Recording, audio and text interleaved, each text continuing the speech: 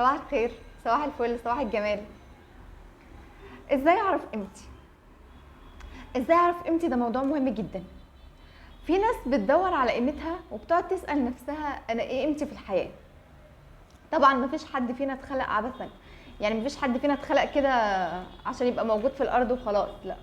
كل واحد فينا اتخلق ليه قيمة، كل واحد فينا اتخلق ليه رسالة. مفيش حد اتخلق كده يعني لمجرد وجوده في الارض، لا، مفيش كده. طيب، انا لما اجي ادور على قيمتي، انا قيمتي في ايه؟ انت لما تيجي تسال نفسك انا قيمتي في ايه، يعني امتى احس ان انا ليا قيمه، امتى احس ان انا ليا وجود، امتى احس ان انا ليا كيان. طيب، في ناس كتير بتحس بقيمتها بحاجات مختلفه. يعني ممكن حد يجي يقول لك انا قيمتي في ان الناس تشكرني، قيمتي في ان انا لما الاقي حد بيشكرني بفرح قوي واحس ان انا ليا قيمه. طيب، حد تاني يقول انا قيمتي في ان انا الاقي عندي متابعين كتير، عندي عدد متابعين كتير على الفيس او على الانستجرام او على القناه بتاعتي، يبقى عندي عدد متابعين فبحس ان انا بفرح، بحس ان انا ليا قيمه.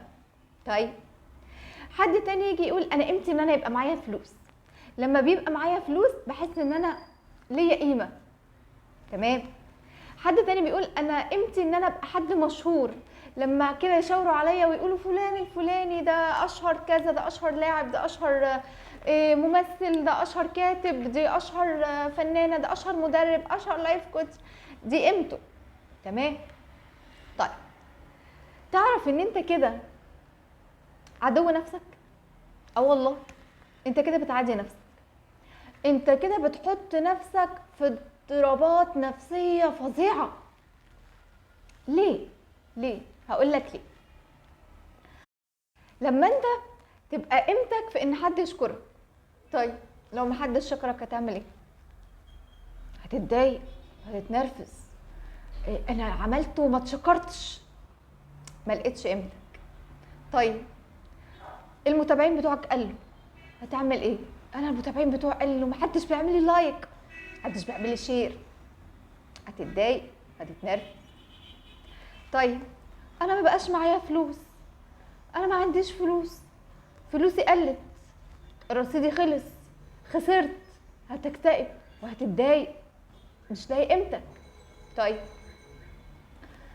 انا مش مشهور، انا ما بقتش معروف، انا جيت فتره اتشهرت وبعد كده اتركنت، بعد كده ما حدش بقى يشاور عليا، ما حدش بيقول اشهر كذا وما بقتش مشهور، هتكتئب وهتنرفز وهتدخل في اضطرابات نفسيه.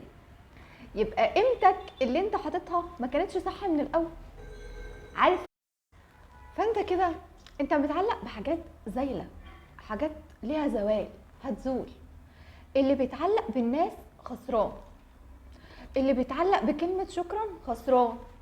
انت لو عايز تلاقي قيمتك في اللي قدامك خسران، عايز تلاقي قيمتك في الفلوس خسران، عايز تلاقي قيمتك في النفوذ خسران، عايز تلاقي قيمتك في ان انت حاجة، لا، القيمة مش كده.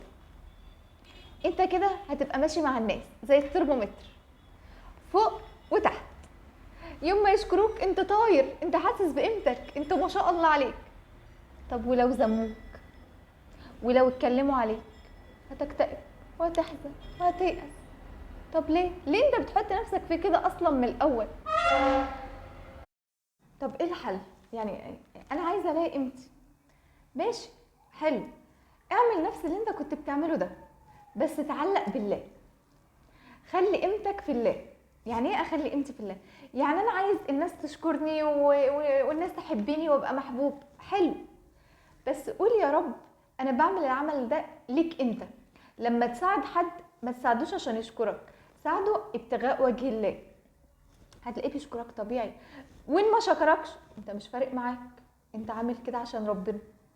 طيب، انا عايز يبقى معايا فلوس، حلو، يا رب اغنيني عشان اساعد المحتاج، عشان اقف جنب فلان، عشان اقف جنب علان، علشان خاطر لما الاقي حد محتاج اساعده، لما الاقي حد مريض اقف جنبه اجيب له علاجه، لما الاقي يتيمه ولا يتيم ولا ارمله اعرف اساعدهم، حلو.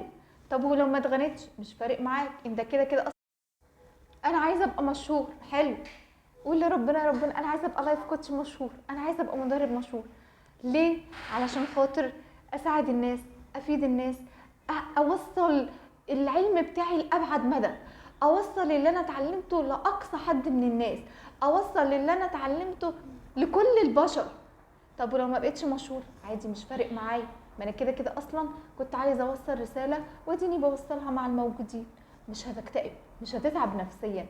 طيب انا كنت عايز ابقى كذا، لو ما بقتش مش هيفرق معاك. اصل النيه لله، اصل التعلق لله، فربنا هيوفقك عشان انت اخلصت النيه ليه، عشان اتعلقت برضاه.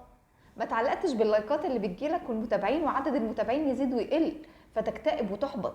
لا، انت اتعلقت بربنا اللي في ايديه كل الناس اللي حواليك. الفكره هنا بقى ان انت ما تتعلقش باشياء، ما تتعلقش باشخاص، ما تدورش على قيمتك مع ناس، ما تدورش على قيمتك مع بشر، ما تدورش على قيمتك في فلوس وشهرة ولايكات ومتابعين ولو ما حصلش دوت تكتئب. لا، دور على قيمتك في قربك من ربنا، دور على قيمتك في تعلقك بربنا، وربنا هيسخر لك كل حاجة حواليك. اصل قلوب الناس كلها دي في ايد ربنا. تعلق بربنا، خلي اهدافك مرتبطة بربنا، خلي اهدافك مرتبطة بالسماء مش مرتبطة بالارض. السماء هتشدك، السماء طاقة ايجابية، الارض طاقة سلبية. خليك مع ربنا وابعد عن الناس.